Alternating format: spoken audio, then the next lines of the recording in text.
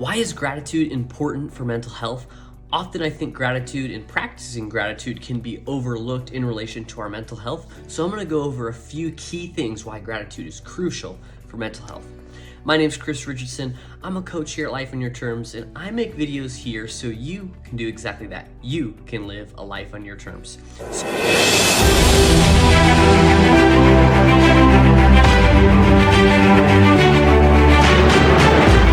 So, why is gratitude important for mental health? Well, I think there's three key reasons. I'm going to look at some unnoticed positive psychology. I'm going to look at ways it can help you emotionally regulate. And I'm also going to talk about other benefits that you're going to want to stick around for because they are just as important. So maybe you feel like you're not living a life on your terms. And that's why I encourage you to take the balance in the description below, because we're going to look at 4 areas of your life, and then you can see what you want to be grateful for and then what you want to work on. That's the beautiful thing about life. There's always things we can be grateful for, and there's always things we want to get better at. So I'd encourage you to do that, and that could be helpful. So what was that unnoticed positive psychology that I talked about in the beginning? Well, I think what gratitude can do is it can help you shift from negative thoughts to positive thoughts.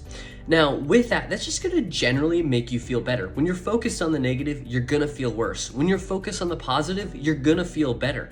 One of my favorite reframes to help myself with perfectionism was that I had to shift from what am I doing wrong to what am I doing right. And it really was that simple, but not that easy. It really took me manually overriding my brain from going from, oh my gosh, I'm doing this wrong, to no, what am I doing right? I'm still gonna recognize what I need to work on, but what am I doing right?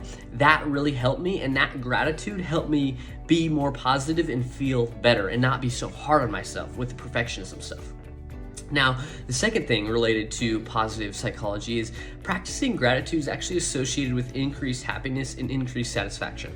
Kind of relates to my first point, but scientifically it is actually shown to increase that happiness and increase that satisfaction, which are great things, and that's what we want.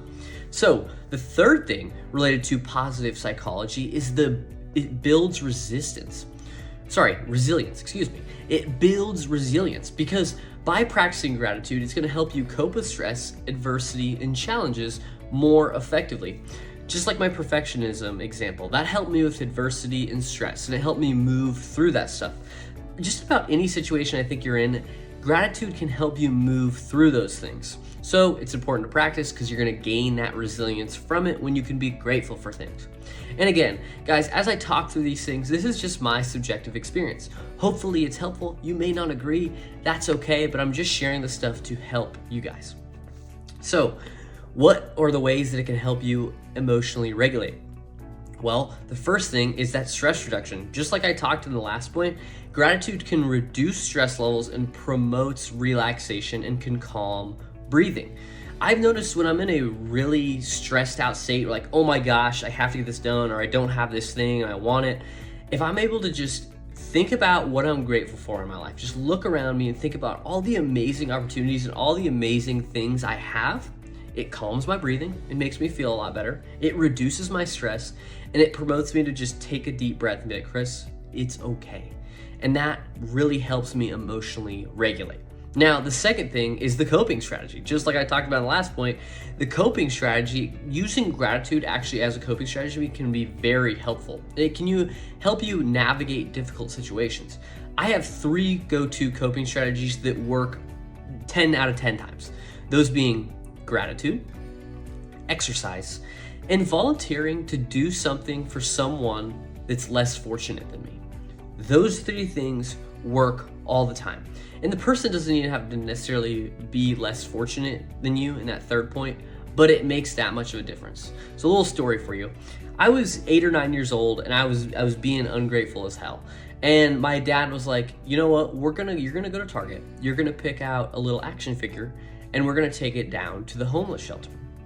And that experience was life-changing because I got to go pick out a Star Wars action figure, which were my favorite, and we drove down there. We got to go down there and say, hey, we want to give this to, a kid. And this was on Christmas Day or Christmas Eve, mind you. So I got a glimpse of how difficult their lives are, and these kids don't even get toys, and how fortunate I am. That changed my whole life. And I frequently think back to that example to think, my life's pretty good. If I can get presents on Christmas, my life's pretty good. And those kids probably rarely get presents. That breaks my heart. But it showed me how grateful I should be for everything I have in my life. And I can always use that as kind of like a measuring stick. Like, okay, should I really be worried about what I'm worried about and upset about what I'm upset about? Should it affect my life that much? When I've seen people in this situation, that's helped me cope with stress in difficult situations, and maybe it can help you as well. So again, those three being gratitude, exercise, and helping someone, those three have helped me a lot. Now, another thing that helps me emotionally regulate related to gratitude is the emotional balance piece, because gratitude can create contentment, peace, and emotional stability. It can create this contentment by realizing how grateful we are. Just like I described, instead of being so stressed out about X, Y, or Z, I can be grateful for things I have and kind of bring me down, make me not, I still want to work towards things, but make me a little more content and at peace. But at peace, at least I believe, that's when I'm in my best working state. Being all stressed out is not when I'm in my best working state. Not the best quality of things are going to come out of me that way. So it's great to be able to have that contentment, have that peace, but still driving towards things, just not out of whack, and have that emotional balance, if that makes sense. So those are the ways that gratitude can help you be emotionally stable. Now, what are those other benefits that I was talking about earlier that you want to stay around for? Well, you're going to see strengthened relationships. And people will be like, Chris, how would you see strengthened relationships from gratitude? Well, what it's going to create, it's going to create feelings of connectivity, appreciation, and trust. Because if you can look at those around you that are in your life and you're so blessed to have in your life and be able to appreciate, and it'll create that connection because you feel so good and feel so great to have them in your life. So that can actually strengthen your relationships. Now, another benefit that gratitude can have is the mindful awareness. Gratitude can help bring you to the present and has helped me pull me out of certain situations. Just like I talked about the reduced breathing earlier, gratitude has helped me to be able to just calm down, realize, bring myself to the present, like, Chris, this isn't as big of a deal. Because what I find myself doing, and maybe you find yourself doing this as well, a situation will happen and my brain will go 0 to 10. Like, oh my gosh, this is bad. But if I just practice some gratitude, that starts to get knocked down to like a 4 of what it actually should be. You know, the thing really might not even matter that much. So instead of go to a 10, just bring it down. That gratitude can help me descend that ladder, you know, or go down that elevator from going from a 10 to a 4. And that can be very helpful for me at least.